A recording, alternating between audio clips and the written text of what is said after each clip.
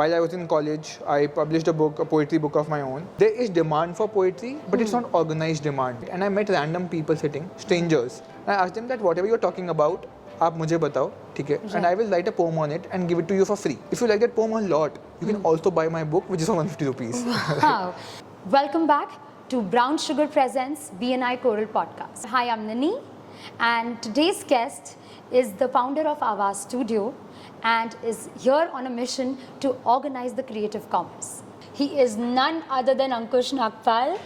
Hello. Welcome to the podcast, Ankush. Thank you so much, Ninee. So, Ankush, tell us something about your education, your background. Where do you come from? Okay, so I studied Bachelor's in Computer Applications from Christ University. Then I went on to study, I did a diploma in music business. Then I did a diploma in general management. Wow. And recently I completed a short course in exhibition management. So, wow. Yeah. I like Right. to keep learning. Wonderful, yeah. Different problems, I am a very curious person. I That's like the to keep spirit, yeah. That's, reading I think and learning. that's a part of your growth also, Yes. maybe. Yeah. So, what led you to this career option? Like, how did you decide that you want to, indulge into, organizing this space more in terms of, say, art and exhibition, a sort of a community space? So, right from my childhood, so my family background is into event management. Okay. And we manage a lot of medical conferences, corporate shows. Right. So, while growing up, I was seeing that there are thousands of people who are coming to those events, like be it doctors, architects, and they're coming together to discuss a problem or network, Right. find a solution. So one thing which was induced into me, in the subconscious, was that when people come together, value is created. Okay, so that is Right, something which right. was induced into me. Right. Then as I was growing up, I started getting a knack of reading and writing. Right? Wonderful. And while I was in college, I published a poetry book of my own.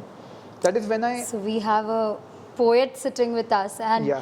that's a wonderful thing. I think you have been, touching those depths of maybe say other things apart from the mainstream, education that people get. So you have kind of touched base with them. Yeah, so basically I want to get the alternative space into mainstream. Wonderful. Because I feel that arts and design has always been mainstream. Just the perception is that it's not. Absolutely. Right, we are sitting in a design store right now. I'm telling you a story. This is all art and design, right? Right. But the thing is, the perception towards arts and design in our country is that it's not a sustainable career. And that is because of certain reasons. It has a whole lot of different factors into it. Right. But when I wrote my book, coming back to it, I had this environment around me that poetry doesn't sell. Right. Even with big publications, the esteemed publications in our country told me that your book is good, but poetry doesn't sell, and hence we won't publish. Okay. So and I have been a very curious person. Right. So if someone tells me this cannot happen, I will not take it at face value. I would want to understand why it cannot happen, right? So then I started reading more into it, and I understood that there is demand for poetry, but it's not organized demand. Right. So the difficulty was the organization. It was not that there's not demand. Yeah, because when I think about it, what you're speaking, Yeah. I see that in the olden times also, what the culture that India has, Yeah. I think the art forms, the poetry, or say different art forms had a big space in our culture, For right? sure. Whether you say that courtesans, or whether you say, I think somewhere it built down to a perspective that money is the crux of whatever you do in life. Yeah.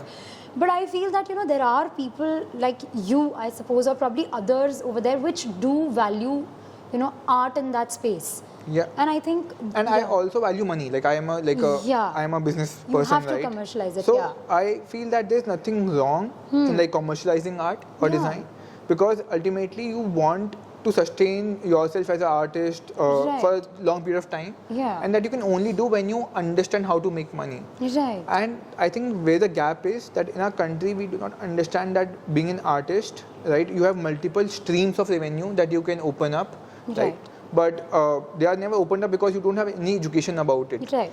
Like a musician can earn in around 12 to 13 ways, okay? Right. But mostly we only know of 3 or 4, right? So if you don't know about the rest 8 or 9, you will never explore them because you have no formative knowledge of them. Right. So you're basically also educating people about the avenues you will be getting if you choose this stream. Exactly. Maybe. So wonderful. That is what like the fire inside me was, because when I started doing it for my poetry book, I thought that okay, this is something I should do for like for everyone. Right. And how I actually like marketed my poetry book after it was not picked up by the publishers. I self-published it, and I went busking. Now, busking is a term which means that you go into a community space or a cafe, right? And I met random people sitting, strangers, right?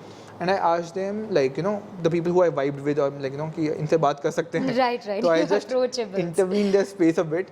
I asked them that whatever you're talking about, आप मुझे बताओ, ठीक है? And I will write a poem on it and give it to you for free. Okay. Wow. Now, if you like that poem, you can keep it, right? If you like that poem a lot, you can also buy my book, which is for 150 rupees. Wow. So I think that's a very good way to maybe market yourself. Apart from what very few people have that courage to do nowadays, I would say. Yeah, and I think Bangalore gave me that environment. Like Bangalore had that space. So when I started doing it, I understood 2 things. One, that people are really nice. Like the perception of the world, that the world is an evil space and all of those things. Like I think it's not that true. And secondly, I understood that people who showed interest in my book, regardless of whether they bought it or not, or didn't buy it, they were from creative space themselves. Like creative as in, like somebody's from a filmmaking background, somebody's from a designing background. So one thing which got into me very clearly in that journey of 1.5 years when I busked and met more than 5,000 people is that in our country, right from a college or school, we have a poetry club, we have a music club, we have a dance club, but we do not have one unanimous creative club somewhere. Right till the end of, even when people turn 50s, 60s, they are part of poetry foundations, design foundations, all of those things. So I thought that we need a space where all creatives come together. Because these are not only each other's counterparts, they're also each other's clients, also each other's cheerleaders, because like you're into design, right? You're into arts as well. So if I tell you that I write poetry, you will value it a little bit more than a random stranger, right? So the thing is that understanding will lead to some more options in the future of collaboration or working together and of commerce. So our first thought was that we need to get these people together. And then there comes in my family background of events. So there I thought, okay, I want to get people together. I know how to do events a bit. Let me start doing it slowly. And I wanted to do it in Jaipur. So I shifted back to Jaipur. Yeah, because, I've understood one thing, that Jaipur is a very culturally, advanced in the sense of perception. Whether you call it art, architecture, whatever. And also it has had a lineage of, this cultural background that we have. So I feel that people are interested, but they do not look at it as a, career option. Maybe like more like a hobby. So with this, I would want to know that under the umbrella of AWAAZ Studio, you have been, initiating and organizing the festival Shift. And I've attended one. Thank you. And my kids were there. And I realized one thing, that it was a space where, different age groups came together. They were, working in synchronization with, maybe somebody's performing, somebody's, selling and whatever. What took behind, organizing such a calm, I would say? There was no commotion. There was no hustle behind that. I saw that, people were at ease when they were at your festival. So what went behind it? So the idea of Shift actually came from when I was doing my diploma in music business. So we had this assignment, like our final project was to make a festival pitch deck. Okay. And we were given around 10 days to make it. And like being a creative person who procrastinates, for 9 days I didn't do anything. On the last evening, I was we are the the generations, like we all of us procrastinate on the things which are most important. I think. And I was excited about it, but I was not working on it.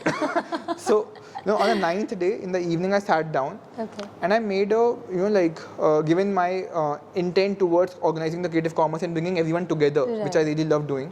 Right, I made a festival pitch deck Okay. I presented to my faculty the next day, and it was like these appreciated a lot. Right. Okay, and then I actually sat down on it that okay, this can actually be a thing, right? So within like I think September was when my I gave in my assignment. Right. February, like 5 months from then, we executed the first edition of Shift.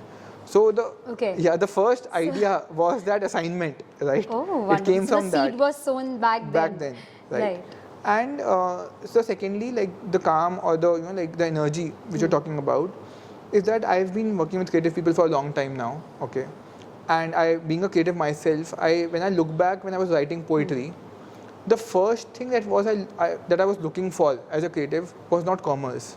I was looking for acceptance, right? That because when you are doing something which is offbeat, right, or which is not really understood by a lot of people, the first thing that you need is a community of people who understand you. Okay, Right. they buy from you, they don't buy from you. That's a very different thing, right? But you need to be in a space where whatever you're doing is actually respected or understood at least, right? So the thing is, when people come at Shift, like our festival, around 25,000 people come in, right? And it's majorly word of mouth. Okay, it's majorly like some bit of social media, but majorly word of mouth. Yeah.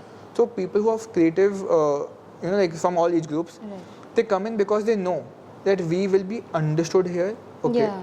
And like there are platforms in this festival and the festival design for us, right? It is actually designed for an arts and design festival. It's a hyper local festival. Right. So Shift has been a celebrity festival. We like not really engage much into celebrities. Right. Our idea is to make every person who's a creative, who has been ignored, whose intentions have been ignored for a long period of time, to make them feel like a celebrity while they are there, right? So that is why you can see a sense of community. Everybody's trying to support each other. Yeah, absolutely. And to work together. I remember telling you that it was that festival where I got to know that my sons were all gaga over that the Naruto posters. Yeah. So I didn't know that was a thing, and I didn't know that that gave so much happiness to them. Yeah. And the person who was selling also was a teenager. Yeah. So I realized that this giving that platform is so important, Ankush, that I don't know how much commercially would somebody really see it for the first time, but I think what you're talking about acceptance is what I saw there. Yeah. I saw that a teenager was really happy selling those postcards, and maybe like a 10-year-old was buying it. So I understand the essence of now it. Now that teenager has decided to make her full-time career into arts and design because she could sense that there's acceptance for it. Yeah. She will just need to work on the marketing skills. Right. Ultimately it's business. Yeah. So the rules of business will apply. Yeah. The supply and demand rules will apply. Right. The only thing is that you have to understand business while also make designs and whatever you want to do. Yeah. They are not two different things. Like creative and business is not different. It can come together very easily. But I think that comes with experience. With experience. Right? You've given that platform for them to experience whether this will work or not. Yeah. Wonderful. I'm really loving this conversation. You meet so many youth icons or probably celebrities coming to perform at your, festivals, and I think every day you have some kind of conversation with them. And, who has been very inspiring for you? To pick one would be like because it's a community that I've been building, and so I've been inspired right from people who are 5-year-old, right? Because I feel kids are the most creative, that entrepreneurial, right? And they understand the purity of art and design, especially like art, way more than we could, because we get corrupted by a lot of things. Kids have a very pure intention towards art. Yeah, and I think they don't have a fear of judgment. Absolutely. Yeah. And when they express fully, which is I think what art is about, right? Absolutely. So a 5-year-old will express their love fully, their fear fully, their curiosity. It explodes out of them. You don't have to act about it. Yeah. So I think that is why kids are one of my biggest inspirations. Right. Talking about someone from the scene. I think it would be fair to pinpoint anyone because there's so many people who have contributed to this community. I got your point. Yeah. When you are organizing such a big thing, or when you are getting so many people together, you face a lot of challenges. I've seen that things going wrong at the last moment, or probably something you visioned, but it doesn't fall in place. Yeah. How do you cross those hurdles? Right? How do you navigate? Do you get disheartened, or So in the events industry, that there's a quote that indefinite suspicion is what leads to survival. Like, you have to be always suspicious that something can go wrong. Okay. So around the 3 months before the festival, we start getting suspicious about everything, about ourselves. Something is going to get wrong. Yeah. So that suspicion, it leads to things falling in place, right? So it's like Murphy's law. Yeah. If you think that something can go wrong, it will go wrong. It will go wrong. So the process is of elimination. Like, it is to try to streamline everything as much as we can, and then when something is not still streamlined, or like something still happens, okay, to be calm about it and to like see it as a problem and not like get overwhelmed by it, right? So we have faced problems. We have faced good problems also. Like I think December 2022 in our festival, we didn't plan for those many people who actually came in, right? And because we built a community, our registration team, right? Every volunteer, right? They were just like tying bands left, right, center.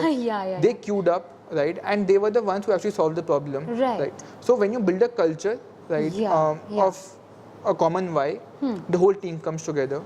And I think without a team, you can't do events, you can't do festivals. And one example which I would really like to quote, that how problems can be solved using culture, is that, so we have always positioned ourselves as a community. We have always tried to build a community where everyone matters, right? AWAAZ or Shift is not a festival of AWAAZ Studio. It's a festival of every creative person who is in the community, or especially in Jaipur right now, because we take their ideas, we take inspiration from them. They also contribute a lot to the festival. We make spaces and stages in a festival dedicated to people, like who are in the scene. Right. Now, one time, it was 26th December. There were around 5,000 people in the festival, and it started raining, like left, right, center. Okay. And we had stalls in the festival. People had all the handicrafts and design products. Oh my God. Okay. So even though we had given them plastic covers and stuff, people, as soon as they protected their own stuff, they rushed to save each other's stall. Like the other exhibitors, right? Wow. Every exhibitor rushed so that they can save the next exhibitor's stall, right? Oh my God, amazing. Because people were not only thinking of themselves or of each other as competitors, they were thinking of themselves as creatives. Collaborators. Collaborators, like right? That we are all from the same space. Wonderful. We belong like to one scene. Right. Okay. So it is not only that your product matter, the craft matters, the art matters. Definitely. So when I saw that happening, when I saw that happening, that is, I think, one of the like happiest days of my life, because we were trying to imbibe this like feeling culture for a long time, and when to see it in action, it was like beautiful. Wonderful. Yeah. But I think that's the beauty of it. What what you're trying to build gets built with building a team and building people around you. Yes. Wonderful, wonderful. And I think one of the essence is BNI Choral that is, and you have been at the position of vice president once. Yeah. What does BNI stands for you? Like, what does Choral chapter stands for you? Because I have seen great bonds in Choral. Sure. It is one place where you will also find friends. You will also find people who can give you business opportunities. Right. But more than anything, you will again find business companionship and acceptance. That like even though you are you might be doing something offbeat or something which is not like welcome, people will take steps, come forward, meet you, and understand why you do what you do, right? Or understand at least what you do, right? Absolutely. And then try to like contribute whatever they can. Right. I mean, that's the whole thing. What you were talking about community, I think it starts also from where you present yourself. 100%. And I think this has been wonderful. Like this initiative that you took, right? Thank you. To understand why people are doing what they're doing. Of course, the marketing and everything is a different part. But what I think this will lead to is deep understanding of what everyone does. Absolutely. Okay, not only their why, not only their what, but the why of what they do. Which I think will lead to more like much more business opportunities. Yeah, absolutely. And I think the more people know about you, the more people watch you, listen Yeah. to you, I think the more they understand where to place you. Yeah. So I think that ways, I think I'm very happy that we had this conversation. I'm so happy to have such a deep, conversation about other things apart from money when it comes to business. Yes. So thank you for being here, Ankush. Thank you so much. And thank you for taking us inside your business, giving us an insight into what can be a business out of art and design and getting the community closer. Yes, thank Wonderful. you so much. Thank you so much. Thank you so much for being here. And like whoever watches this, if you know any artist, any designer, Yes.